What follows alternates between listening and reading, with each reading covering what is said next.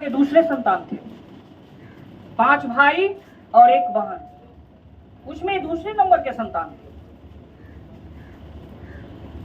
इनकी मेधावी क्षमता, जीवन में कुछ करने की जज्बा ये बचपन से था।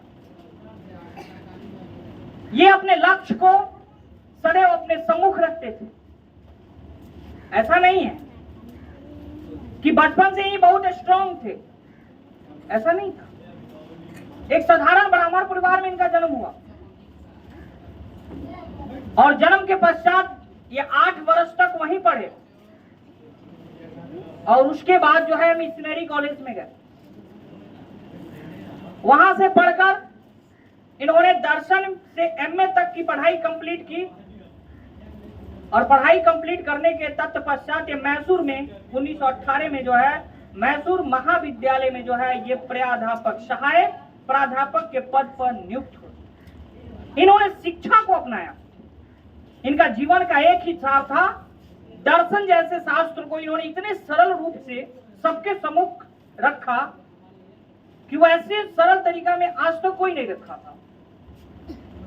और फिर इन्होंने वहां से जो है अपनी विद्वता का विस्तार उन छात्रों में करने लगे।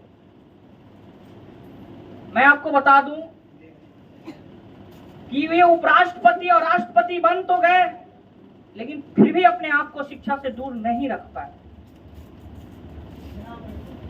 वहां तक बच्चे उनसे मिलते थे और उन्हें वो गाइड करते थे।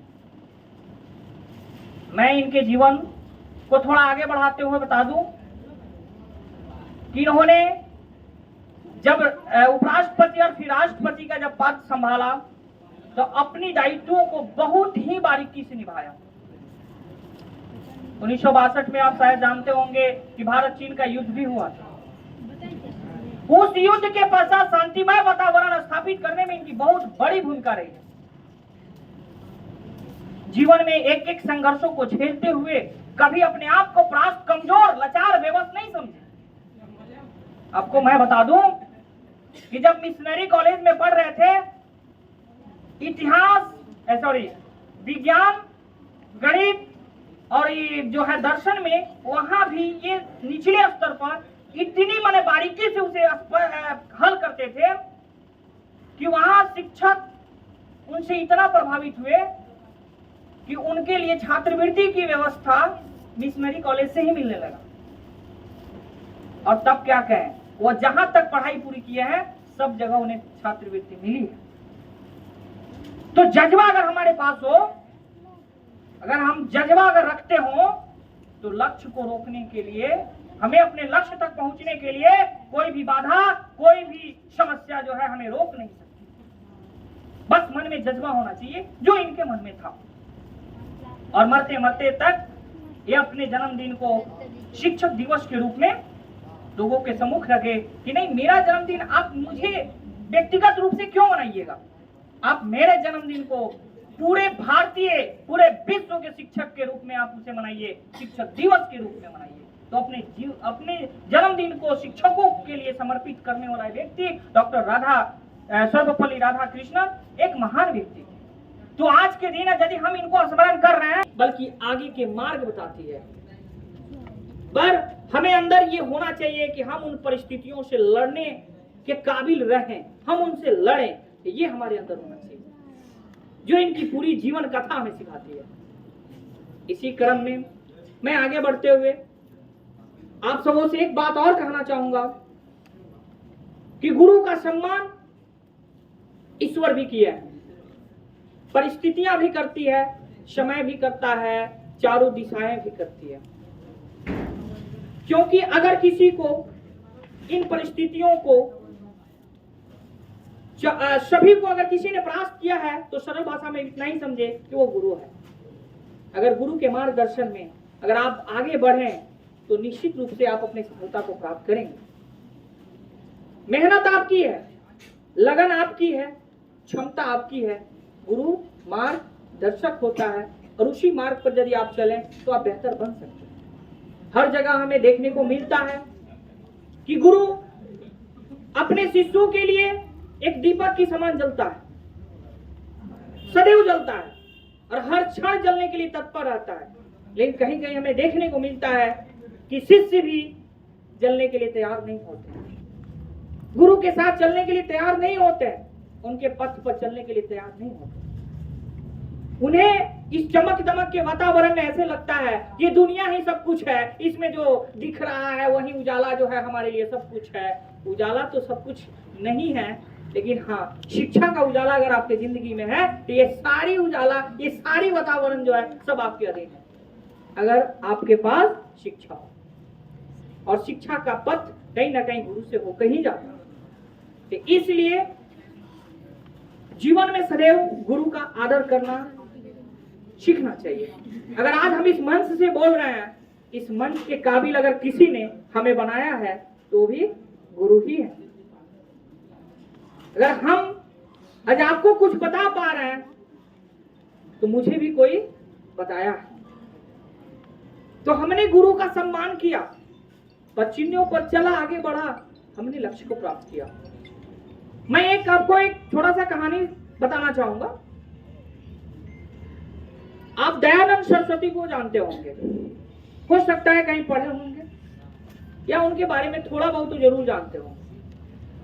दयानंद सरस्वती आर्य समाज के संस्थापक थे, पता है ना? उनका बचपन का नाम मूल शंकर था।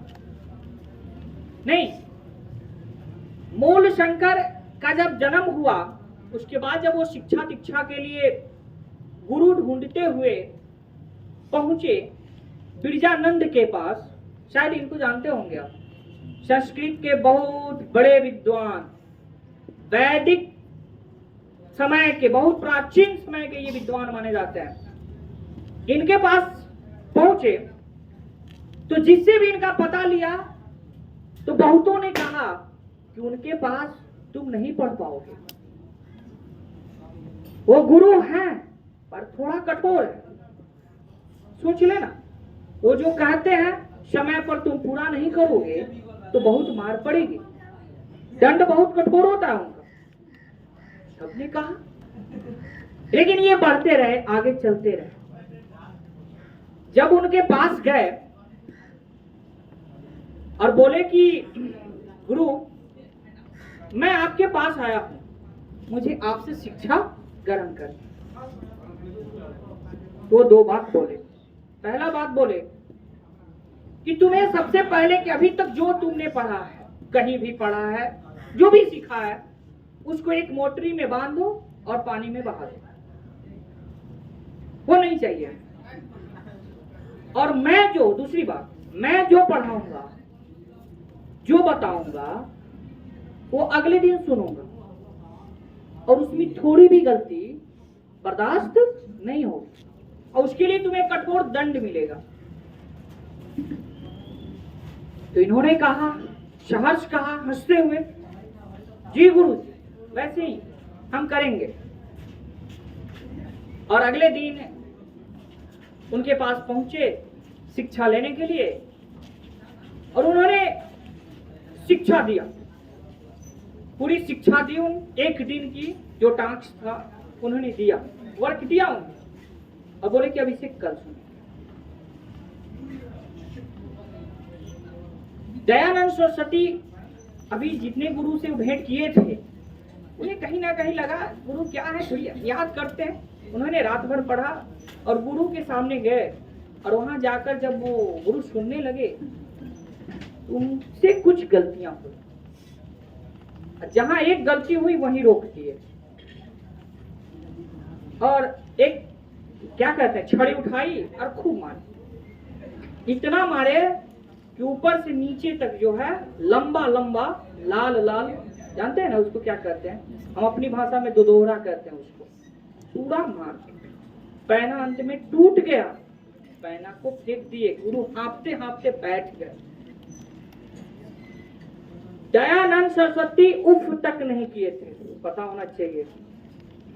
और जब गुरु को देखे कि गुरु थक गए, बैठ गए, तो झटक के उठे और गुरु के चरणों में गए और हाथ जोड़ते हुए कहे कि गुरु जी, आज मेरी गलती की वजह से आपको इतनी कठिनाई सहनी पड़ी, आप थक गए, आपकी बाजुएं थक गई, पैना भी टूट गया, आप हार गए, गुरुजी मैं इसके लिए क्षमा प्रार्थी हूँ, अगले बार से ये कष्ट आपको नहीं होगा। दयानंद सरस्वती के इस बात को सुनकर गुरु भावुक हो गए। वे गुरु जो कभी भावुक नहीं होते थे, जो दिल के इतने मजबूत थे, लेकिन उस दिन भावुक हुए और उन्हें गले लगाए। उन्हें गर्व हुआ कि आज मुझे वाकई एक अच्छा शिष्य मिला है, मैं इसे दीक्षित कर सकता हूं, मैं इसे जीवन में आगे बढ़ा सकता हूं और शायद यह मेरे और यह अपने लक्ष्य को जरूर प्राप्त कर सकता है। और फिर गुरु बिरजानंद ने उन्हें शिक्षा देना आरंभ कर दिया। तो सोचिए, गुरु तत्पर है शिष्य को आगे पहुंचाने के लिए, और शिष्य भी अगर तत्पर हो जाए आगे बढ़ने के लिए, तो बताइए तो मार्ग कितना सरल हो जाएगा कि नहीं। आज हम देखते हैं नित्य गांव समाज में हर जगह देखते हैं कि आज समाज में एक तरह का अराजकता फैला हुआ है, शांति कहीं नहीं है, शांति कहीं नहीं है। शायद हो सकता है आप लोगों की भी जिंदगी में, अभी छोटे हैं ना, फिर भी आपके जिंदगी में भी शांति नहीं होगी सुबह से शाम तक।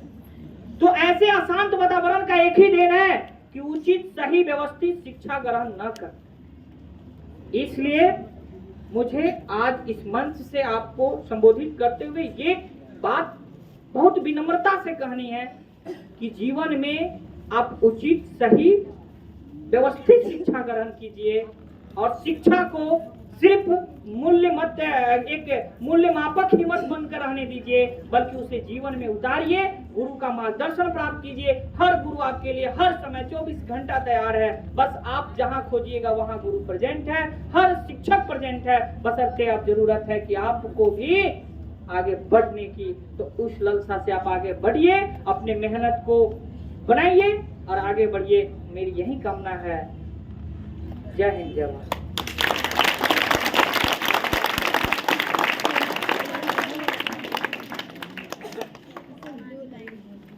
चलिए आज के कार्यक्रम को थोड़ा सा और आगे बढ़ाते हुए